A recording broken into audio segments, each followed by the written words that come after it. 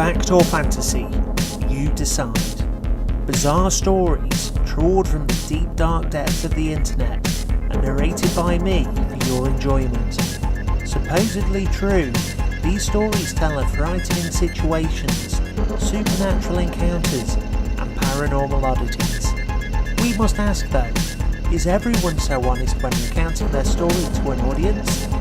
Or is this simply more fantasy than fact? You'll be the judge of that. My wife and I were living in Oregon. We found a cute little house for rent off the main roads in the sticks. It's super old, small, up on a hill overlooking a fair amount of land, completely surrounded by massive Oregon trees, simply beautiful. However, the house itself was apparently built by hand, by a guy that the locals considered a hermit several decades ago. Apparently the guy was a bit of a Nazi extremist, conspiracy driven, World War III doomsday prep type. So much so that we found these crazy trapdoors all over the house. There was a false floor in one of the closets just big enough to fit a person or a body in. There were false cabinets in the walls in various places that were clearly intended for guns and stuff. Even down in the basement there was an escape hatch tunnel that you could use to access the backyard from an underground ladder. I recall when I was digging holes to make a fence in the yard for my dogs, and I found a buried power cable coming from the basement, running a straight line straight out to the woods. To this day I still wish I had borrowed a cable finder from work and tracked down where it went. Co-workers used to theorise it may be an old bunker with bodies inside or something crazy. Last but not least, my landowners, who bought the place from the bank, said the guy died in the house and all his money was in a fridge in the basement with chains, locks around it. Not to mention various cans of cash and valuables buried all over the property. Weird. I described the house and the odd things about it just to give you a concept of how my wife and I felt about the place when sleeping there at night. Now, if you've spent most of your time living in the city or even just a small town, you may not realise it, but there is almost always kind of a sound coming from outside, such as cars, sirens, trains, planes. Same goes for light from streetlights and cars. You don't know true silence and darkness until you live out in the woods in Oregon, which we found out the first night there. So here we are laying in bed in our new house. The floor creaks real loud when you walk around. The cold air coming from the basement is so alarmingly cold, you throw towels down under the basement door to keep the house warm. You're certain you can hear the mice in the walls fighting to get inside as the winter air starts to drive critters indoors for safety and warmth. Laying in bed in pitch black darkness and hearing small sounds unlike anything you have ever experienced before you question how you will ever sleep and regret that you didn't finish unpacking the truck and get that damn box fan out for my noise. My wife and I would talk to each other to break the silence here and there as we tried to go to sleep. This goes on for about 2 hours or so, until suddenly, out of nowhere, a skin-curdling cry starts to creep up in your ears. It starts out really low at first, and you question if it's just the ringing in your head caused by the silence. You question if you should ask your wife about it, but assume she's slightly asleep and you're just hearing stuff in your head. In reality, your wife is laying there too thinking, what was that? Now the cry starts to get louder. Suddenly your brain decides it sounds familiar. It sounds like a baby crying, and for a moment you're in complete confusion trying to make sense of how this could be happening out here in the middle of nowhere. Suddenly you have goosebumps and you start to question if all the doors are locked. You think it over in your head many times and decide you're certain the front door is locked, but not certain you closed the hatch to the basement, and wonder why there isn't a lock on the basement door just outside your bedroom. Just as you finally start to ask your wife if she hears it too, it jumps in volume, really, really loud. Your heart leaps out of your chest. The both of you are jumping out of bed and looking at the window that faces the backyard. It goes on for a few moments, getting ear-piercingly loud, before dying down completely. Each time my wife and I start to attempt to gather our thoughts about what it could be, and it starts up again. This lasted for roughly 30 minutes before it just stops entirely, and we never hear it again that night. Needless to say, we got little to no sleep that night. It's pitch black out there and you can't see anything. Your dogs, in this case herding cattle dogs, are now at the massive window in the living room, barking their heads off and growling like they see something. You still can't see anything, it's just a black void out there as you look out the window in the direction of the woods. If you avoid focusing your eyes and instead try to pay attention to your peripheral vision, you can almost make something out, some dark shapes just at the edge of the woods about 20 feet from the back of the house. The sound, as it greatly increases in volume, sounds like a crazy mix of a screaming baby, a didgeridoo, and a standard referee whistle all at once, much like the ring wraiths in Lord of the Rings.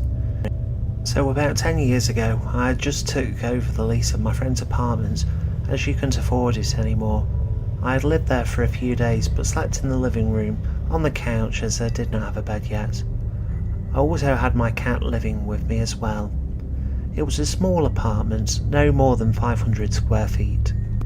Starting a few days after my arrival, I would wake up around 3 AM almost every night to my cat basically screaming and running from the bedroom onto the couch in the living room where I was sleeping. His tail would be puffed up and he was always visibly shaken. I would pet him and we would both fall back to sleep together. Then my boyfriend at the time moved in a few weeks later. This is when the fun begins. So my boyfriend had just moved in and he was working nights and would get home around 2 AM. So one of the first nights he was working, I was alone with the cat and had turned on the TV and poured myself a glass of wine to relax. After 20 minutes into watching TV, I saw something odd. Now let me preface by describing how I was positioned in the living room.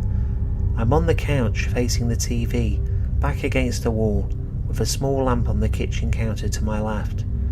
I am able to see the bathroom door and bedroom door as they are across from each other, and there's a hallway light in the middle that I kept on. So I'm enjoying my wine and watching TV, and out of the corner of my eye I saw the hall light flicker. Not just flicker though, it was as if someone had passed in front of the light, but obviously nobody was there. Almost like a shadow passed in front of it.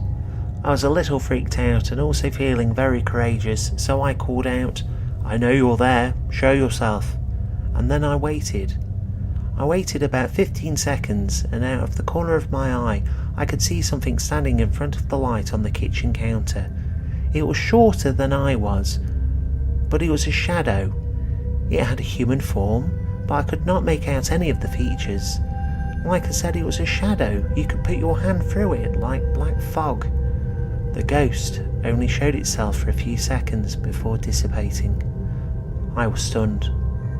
I obviously couldn't believe what I was seeing, so I called my grandmother and told her what happened. She calmed me down and we hung up. Shortly after I hung up with her, I wanted more proof of evidence of this thing's existence, so I summoned it again. But this time things were different. I sat on the couch and called out again. I said, "I know you're here and thank you for showing yourselves to me, but I still need more proof so I don't feel crazy." At that moment I noticed an empty plastic water bottle sitting on the coffee table, and then I said, "If you're truly here, pick up this water bottle."